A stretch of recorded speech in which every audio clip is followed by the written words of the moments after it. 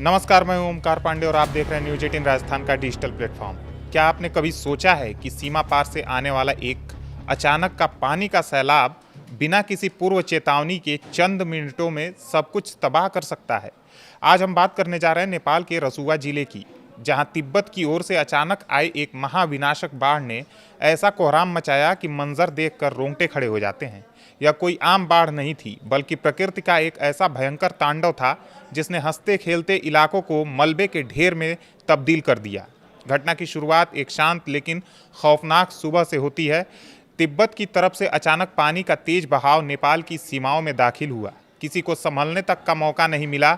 नेपाल के उत्तर में स्थित रसुआ जिला, जो चीन की सीमा से सटा हुआ है, इस अचानक आई आपदा की चपेट में आ गया।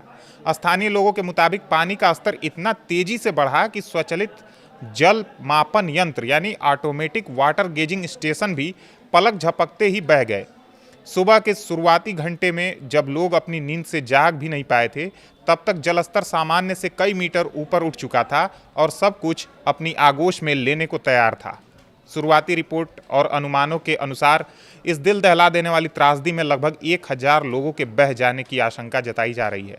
हालांकि आधिकारिक आंकड़ों की पुष्टि अभी पूरी तरह से होनी बाकी है, लेकिन जमीन पर जो तबाही देखने को मिली है वह बेहद भयावह है। तिनूरे और स्याफ्रुबेसी जैसे इलाके मानो पानी के तेज बहाव में नेस्तनाबूद हो गए।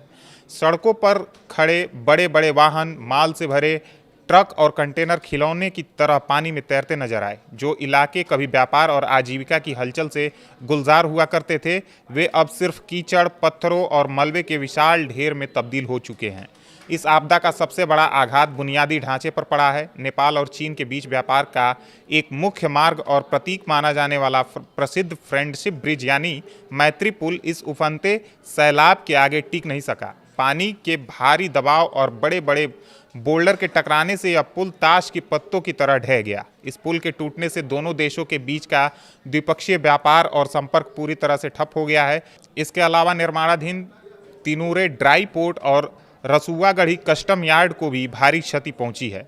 तबाही का यह सिलसिला यही नहीं रुका। ऊर्जा सुरक्षा के लिहाज से बेहद महत्वपूर्ण माना जाने वाला रसुआगढ़ी हाइड्रो पावर प्रोजेक्ट के बांध को भी भारी नुकसान पहुंचा है। नेपाल की ऊर्जा जरूरतों को पूरा करने में मददगार यह प्रोजेक्ट इस अचानक आई बाढ़ के आगे लाचार नजर आया। इलाके के कई अन्य छोटे बड़े पुल, स्थानीय सड़कें और बिजली के खंभे बह जाने से पूरा क्षेत्र बाकी दुनिया से कट चुका है। कई गांवों का संपर्क पूरी तरह से टूट गया है, जिससे राहत और बचाव दल को भी मौके पर पहुंचने में भारी मशक्कत का सामना करना पड़ रहा है। विशेषज्ञों का मानना है कि इस तरह की तबाही के पीछे तिब्बत की तरफ हुई भारी मूसलाधार बारिश या किसी हिमनद झील यानी ग्लेशियल लेक के फटने जैसी घटनाएं हो सकती हैं। चूंकि यह बाढ़ नेपाल की सीमा के भीतर नहीं बल्कि ऊपर तिब्बत के पहाड़ी इलाके में पैदा हुई थी, इसलिए नेपाल के स्थानीय प्रशासन या नागरिकों के पास बचाव के लिए समय ही नहीं बचा। ट्रांस बाउंड्री नदियों के मामलों में सबसे बड़ी समस्या समय पर अर्ली वार्निंग या डेटा शेयरिंग का न होना है। जब तक पानी नेपाल की सीमा में दाखिल होकर तबाही मचाना शुरू करता, तब तक सायरन बजने या सूचना मिलने का कोई मौका नहीं बचा था। इस भयंकर आपदा के बाद से पूरे इलाके में हड़कंप मचा हुआ है। नेपाल सरकार, स्थानीय प्रशासन, नेपाली सेना, सशस्त्र पुलिस बल और स्थानीय नागरिक युद्ध स्तर पर राहत एवं बचाव कार्य में जुटे हुए हैं।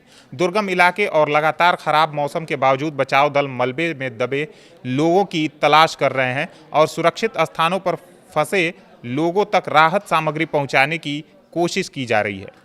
प्रांतीय सरकारों को भी हाई अलर्ट पर रखा गया है ताकि यदि पानी का बहाव आगे और निचले इलाकों की तरफ बढ़ता है तो समय रहते लोगों को सुरक्षित स्थानों पर शिफ्ट किया जा सके। यह त्रासदी हमें एक बार फिर सोचने पर मजबूर करती है कि जलवायु परिवर्तन और पहाड़ों पर लगातार बदल रहे मौसम के मिजाज हमारे लिए कितने खतरनाक साबित हो सकते हैं। सीमा पार से बहने वाली नदियां कब वरदान से अभिशाप बन जाएं, इसका अंदाजा लगाना मुश्किल होता जा रहा है। रसुआ की यह घटना केवल नेपाल या चीन की समस्या नहीं है, बल्कि पूरी दुनिया के लिए एक गंभीर चेतावनी है कि प्रकृति के प्रकोप के आगे इंसानी इंतजाम कितने बौने साबित हो सकते हैं। उम्मीद करते हैं राहत कार्यों में तेजी आएगी, अपनों को खोने वाले परिवारों को संबल मिलेगा और भविष्य में ऐसी त्रासदियों से निपटने के लिए पड़ोसी देशों के बीच बेहतर चेतावनी तंत्र विकसित किया जाएगा।